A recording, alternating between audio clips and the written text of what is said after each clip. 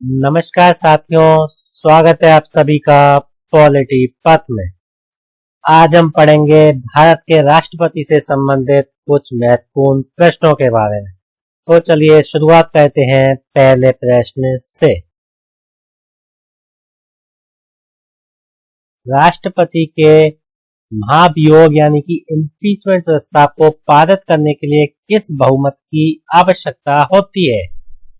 Option A कुल सदस्य संख्या का बहुमत, ऑप्शन बी उपस्थित और मतदान करने वाले सदस्यों का 2/3, ऑप्शन सी कुल सदस्य संख्या का 2/3, ऑप्शन डी संयुक्त बैठक में विशेष बहुमत। इसका सही उत्तर होगा ऑप्शन सी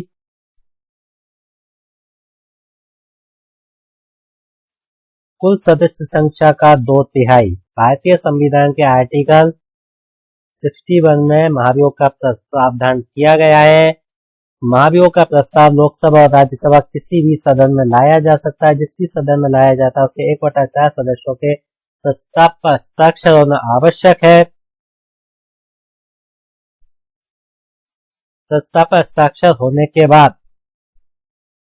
यह सदन कुल सदस्य संख्या के 2/3 से प्रस्ताव को पारित करता है तथा दूसरा सदस्य आरोपों की जांच करता है। आरोपों की जांच के दौरान राष्ट्रपति स्वयं अथवा अपने प्रतिनिधि के माध्यम से उपस्थित होकर अपना पक्ष रख सकता है। दूसरा सदन यदि आरोपों को सही पाता है तो वह भी कुल सदस्य संख्या के 2/3 से प्रस्ताव को पारित कर देता है और राष्ट्रपति उसी दिन से पद से हटा हुआ मान लिया जाता है। बढ़ते हैं अगले प्रश्न पर। राष्ट्रपति पद के उम्मीदवार हेतु कितने प्रस्तावक और समर्थक आवश्यक हैं?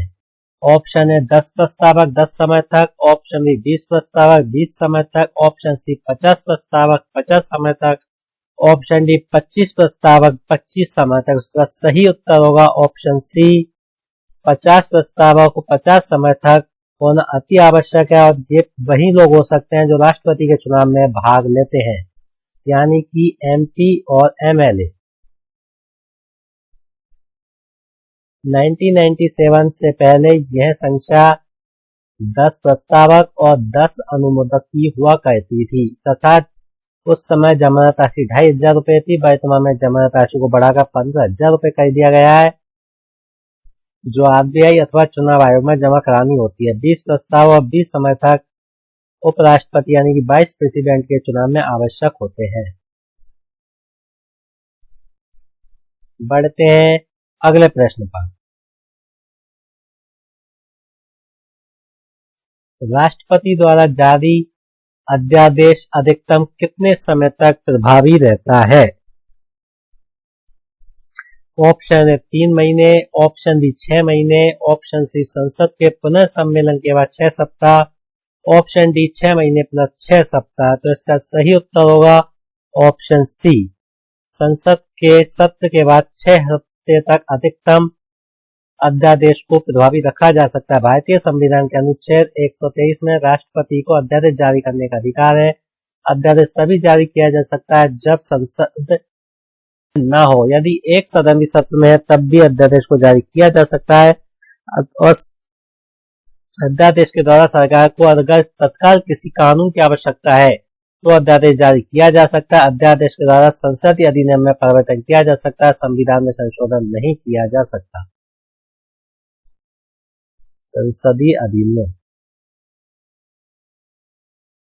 बढ़ते हैं अगले प्रश्न पर। राष्ट्रपति का चुनाव किस प्रणाली से होता है? ऑप्शन ए बहुमत प्रणाली, ऑप्शन बी प्रत्यक्ष चुनाव, ऑप्शन सी आनुपातिक प्रतिनिधित्व एकल स्थानांतरीय मत, ऑप्शन डी मिश्रित प्रणाली। तो इसका सही उत्तर होगा ऑप्शन सी आनुपातिक प्रतिनिधित्व एकल संक्रमणीय मत प्रणाली के द्वारा राष्ट्रपति का चुनाव होता है, यानी अप्रत्यक्ष रूप से भारत की जनता द्वारा निर्वाचित प्रतिनिधि ही राष्ट्रपति के चुनाव में भाग लेते हैं। राष्ट्रपति का चुनाव जनसंख्या के आधार पर होता है। एक एमपी और एमएलए का मतमूल्य निकाला जाता है। एमएलए का मतमूल्य निकालने के लिए राज्य की कुल जनसंख्या में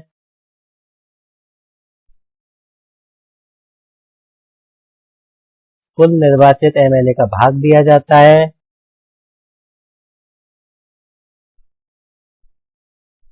गुना 1/1000। राजस्थान के एमएलए का मतमूल्य 129, सबसे अधिक एमएलए का मतमूल्य 208 यूपी के का है, सबसे कम सिक्किम का है। पढ़ते हैं अगले प्रश्न पर। राष्ट्रपति चुनाव से संबंधित विवादों का निपटारा कौन करता है? ऑप्शन ए सर्वोच्च न्यायालय, ऑप्शन बी संसद, ऑप्शन सी निर्वाचन आयोग, ऑप्शन डी संयुक्त समिति। तो इसका सही उत्तर होगा ऑप्शन ए। राष्ट्रपति और उपराष्ट्रपति दोनों से चुनाव से संबंधित विवादों का निपटारा केवल और केवल सुप्रीम कोर्ट में ही किया जा सकता है। बढ़ते हैं अगले प्रश्न पर। इसका उल्लेख भारतीय संविधान के आर्टिकल 71 में किया गया है।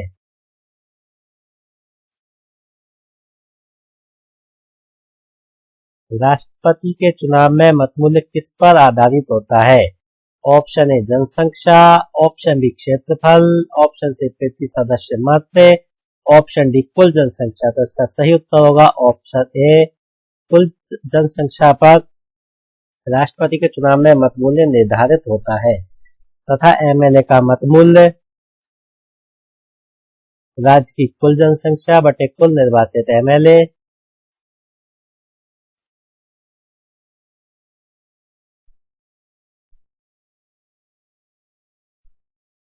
गुना 1/1000। जबकि एमपी का जो मतमूल्य है सभी एमएलए के मतमूल्य का योग बटे सभी निर्वाचित एमपी।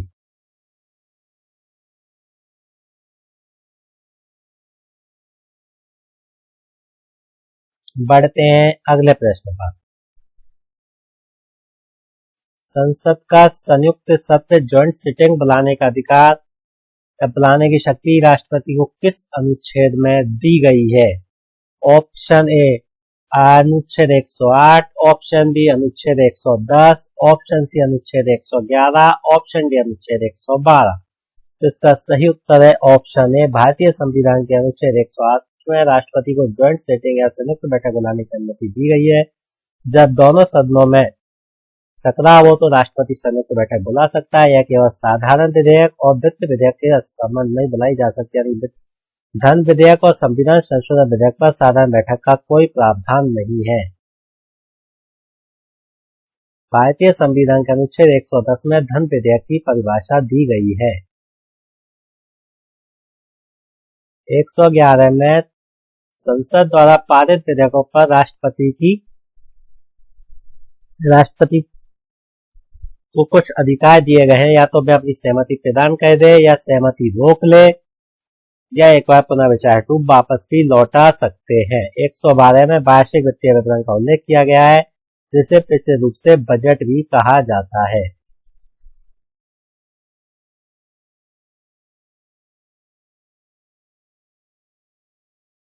राष्ट्रपति अनुच्छेदों के संबंध में राष्ट्रपति के अधिकार विधेयकों के संबंध में। बढ़ते हैं अगले प्रश्न पर।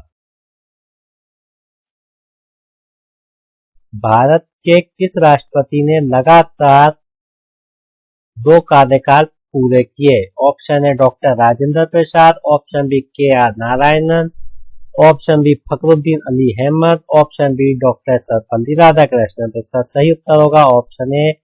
भारत के प्रथम राष्ट्रपति डॉक्टर राजेंद्र प्रसाद ने 2 कार्यकाल पूरे किए 1950 से 1962 तक। ये एकमात्र राष्ट्रपति हैं जिन्होंने राष्ट्रपति के रूप में 2 कार्यकाल पूरे किए। KR नारायणन प्रथम दलित राष्ट्रपति थे।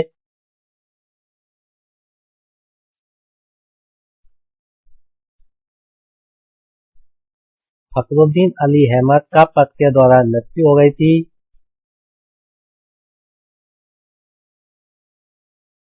ये केंद्रीय मंत्री भी रहे हैं।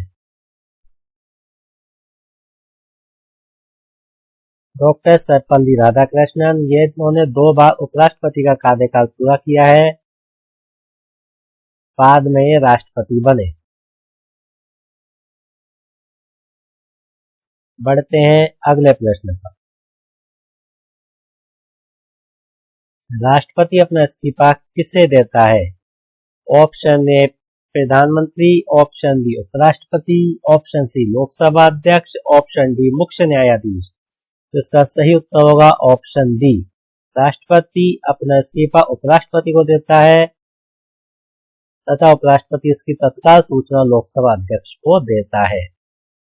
प्रधानमंत्री अपना इस्तीफा राष्ट्रपति को देता है तथा प्रधानमंत्री के इस्तीफा देते ही संपूर्ण मंत्रिपरिषद भंग हो जाती है। न्यायाधीश को केवल कदाचार और अक्षमता के आधार पर ही हटाया जा सकता है। तो इतना ही। Thank you for watching. अगर आप इस चैनल पर नए हैं तो चैनल को लाइक, शेयर और सब्सक्राइब कीजिए और इस पैनल की पीडीएफ प्राप्त करने के लिए हमको टेलीग्राम पर ज्वाइन कीजिए, जिसका लिंक डिस्क्रिप्शन में दिया गया है। आप हमको इंस्टाग्राम पर भी फॉलो कर सकते हैं। Thank you so much.